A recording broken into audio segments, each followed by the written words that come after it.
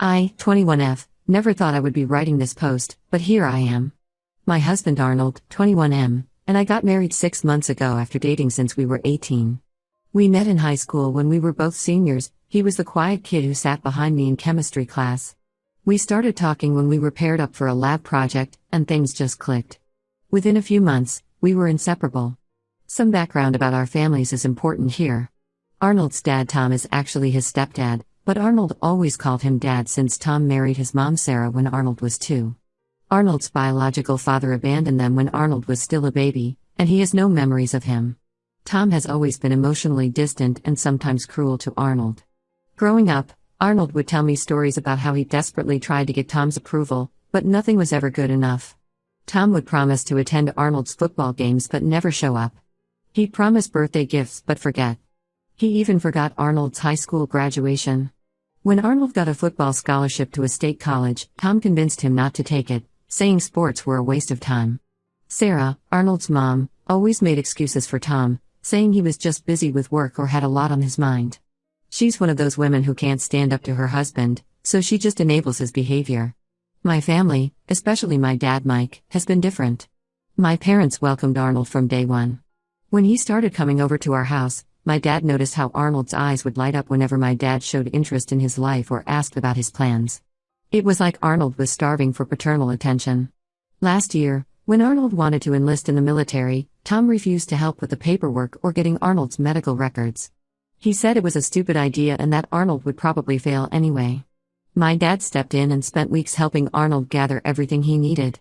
He treated Arnold like a son, taking him to appointments and helping him study for the tests.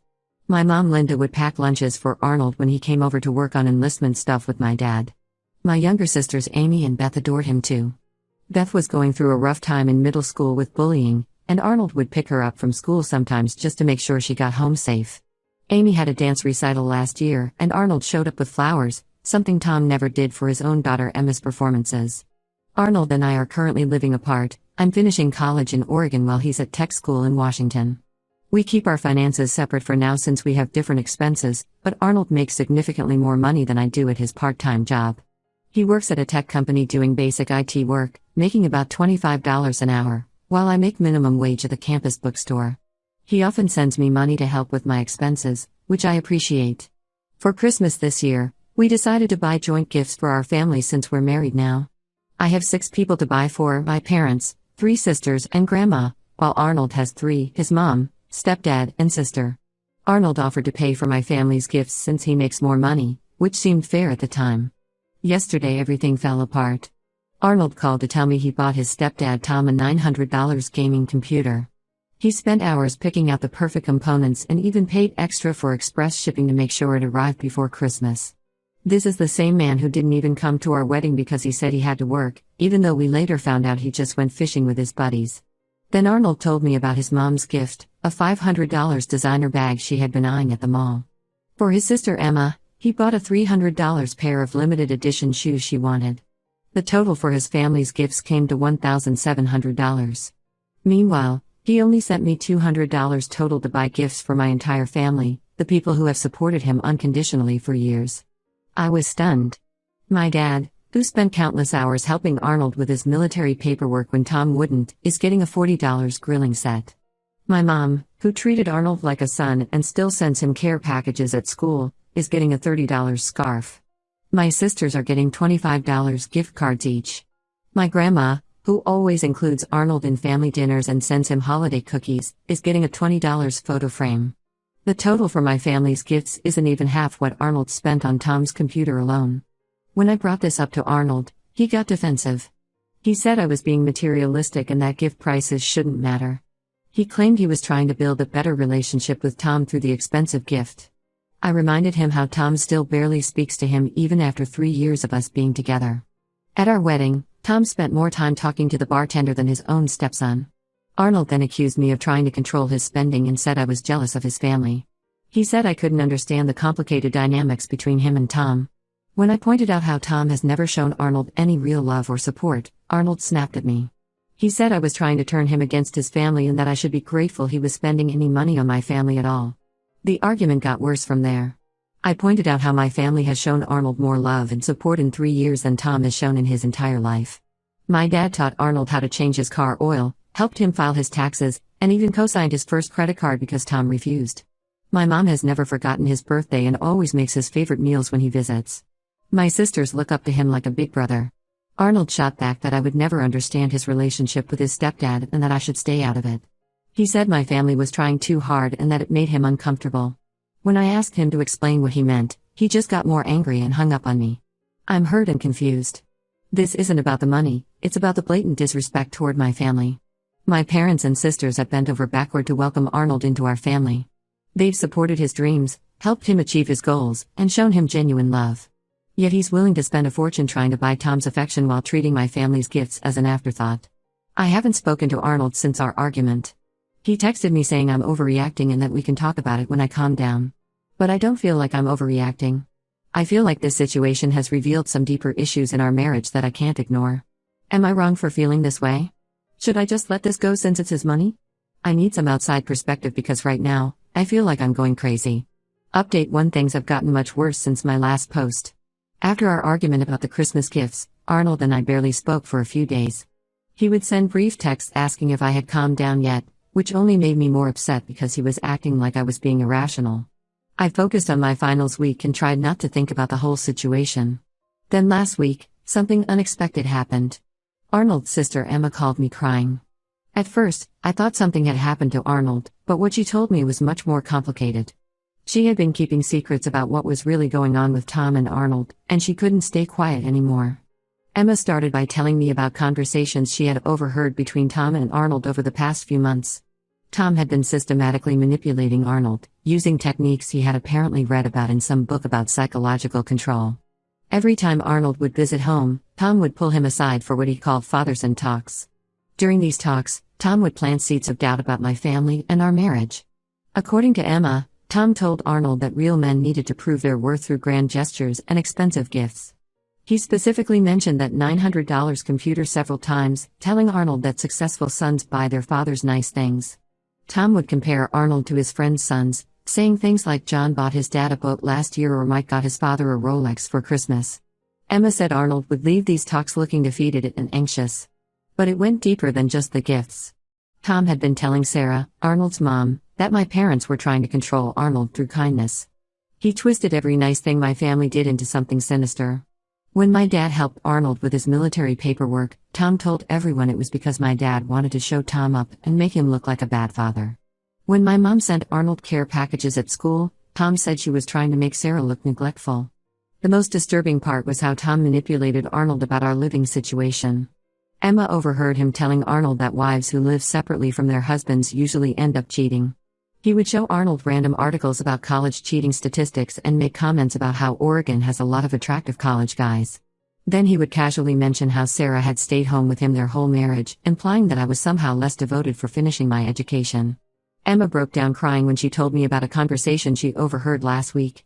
Tom was pressuring Arnold to move back home after tech school instead of joining me in Oregon as planned. He told Arnold that I was becoming too independent and that college was filling my head with feminist ideas. Tom even suggested that the reason I was upset about the Christmas gifts was that I was probably spending my money on another guy at school.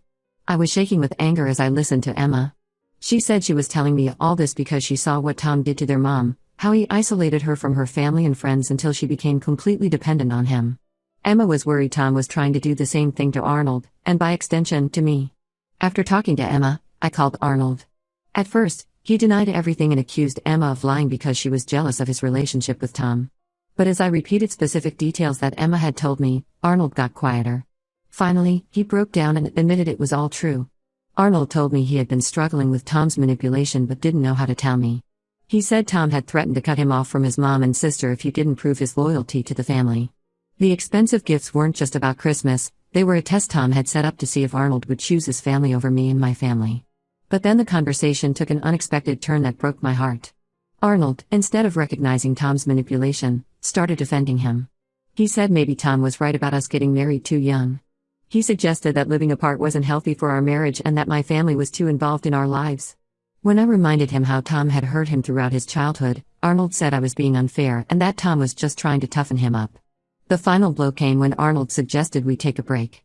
He said he needed time to figure things out with his family without me interfering. When I asked what figuring things out meant, he said Tom had offered him a job at his company after tech school, but only if Arnold moved back home. The job offer came with conditions. Arnold would need to cut contact with my family because Tom said they were a bad influence. I was stunned. The sweet, caring boy I fell in love with, who used to see through Tom's manipulation, who would get angry at how Tom treated his mom, was now completely under his control. Arnold even started questioning whether my family's kindness was genuine. He said Tom made some good points about how strange it was that my parents helped him so much, suggesting maybe they just did it to make Tom look bad. When I hung up the phone, I felt like I was losing my husband to a cult. Tom had somehow managed to twist everything good in our lives into something suspicious and dark. The worst part was watching Arnold willingly accept this twisted reality where my loving family was the enemy and his manipulative stepdad was the hero. I haven't responded to Arnold's last message where he asked for space. Emma keeps texting me updates about how Tom is already planning Arnold's future without me in it. She says Tom is even talking about setting Arnold up with his business partner's daughter once Arnold agrees to end our marriage. I never thought our Christmas gift disagreement would uncover something this dark.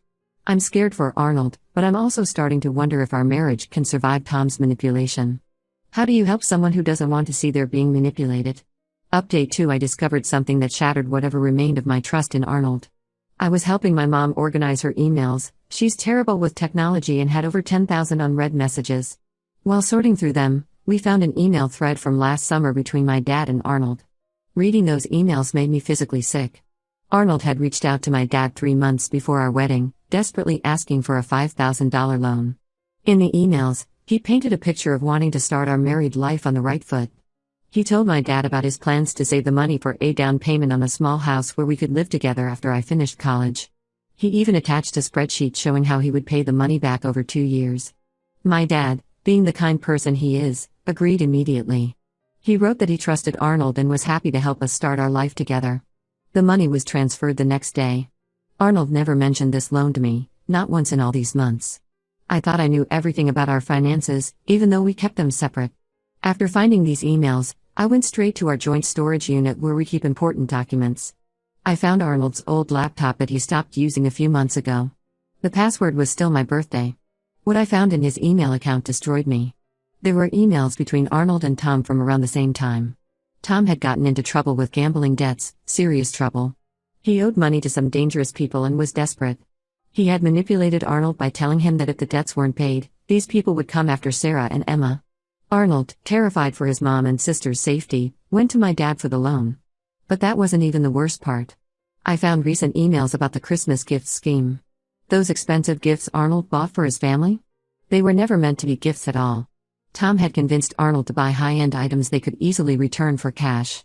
The $900 computer, the $500 designer bag, the $300 shoes, they were all part of a plan to get more money for Tom's gambling habit. I confronted Arnold over the phone. At first, he tried to deny everything, but when I started reading the emails back to him, he broke down. He admitted that Tom had been using him to get money for months.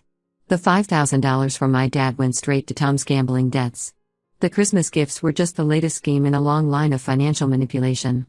Arnold tried to justify his actions by saying he was protecting his mom and sister.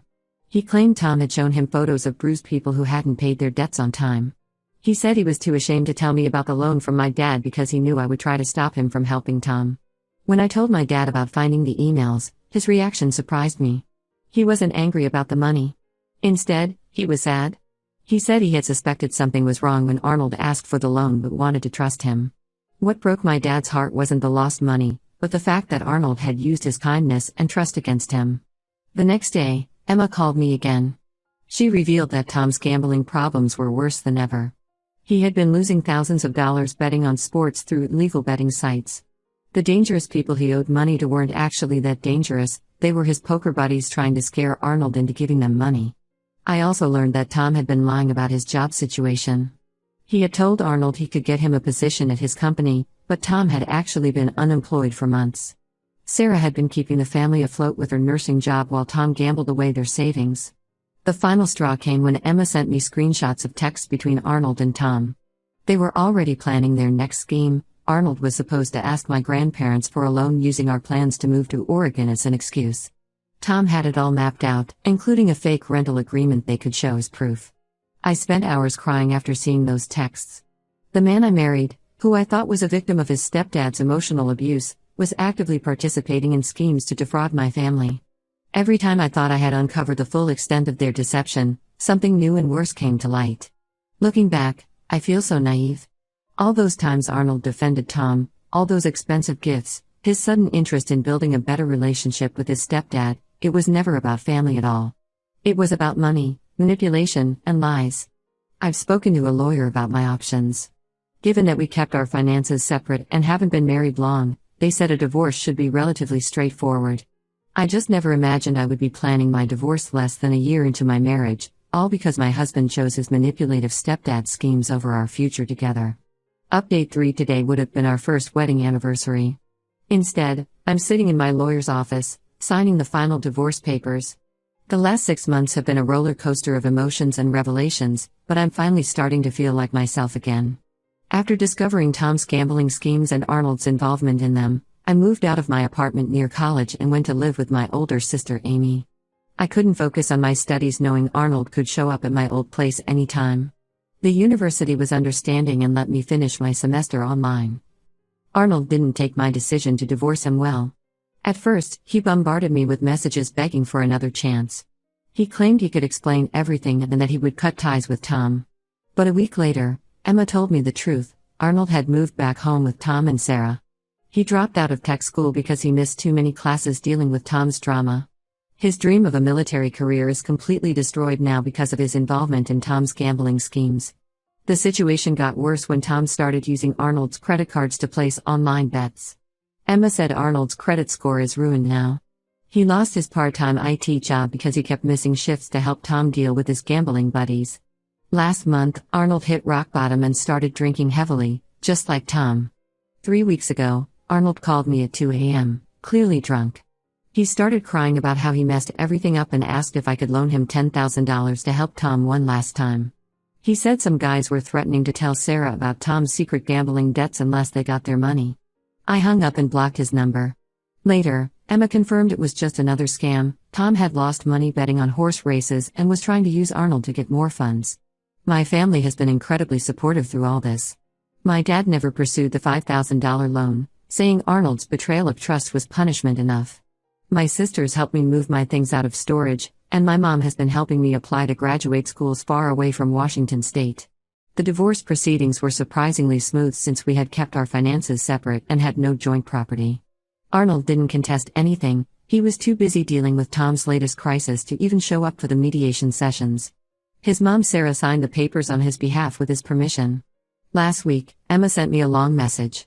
Tom is now pressuring Arnold to reconcile with me. Not because he cares about our marriage, but because he needs access to my family's money again. Apparently, Tom found out that my dad recently sold his business for a good profit, and he sees me as their ticket to getting their hands on some of that money. Arnold actually tried to reach out through a new number, talking about how much he misses me and how we could start fresh somewhere away from Tom. I just laughed and blocked that number too. I also blocked Tom's number after he had the nerve to send me a long text about how families should stick together during hard times. The only response I sent was a link to Gamblers Anonymous, which probably wasn't mature of me, but it felt good. Sometimes late at night, I wonder if I could have done something differently. Maybe if I had recognized the signs earlier or pushed Arnold harder to stand up to Tom. But then I remember what my dad told me: you can't help someone who chooses their own destruction. Arnold chose Tom's toxic influence over our marriage, and I chose to value myself enough to walk away. Sarah called me yesterday to apologize for everything. She's finally filing for divorce from Tom after discovering he remortgaged their house without her knowledge to pay gambling debts. Emma is moving in with her aunt to get away from the whole situation. At least something good came out of this mess. 2 women finally found the strength to walk away from Tom's manipulation. As for me, I'm focusing on finishing my degree and planning my move to California for graduate school. Sometimes the best thing you can do is close the door on your past and walk away without looking back.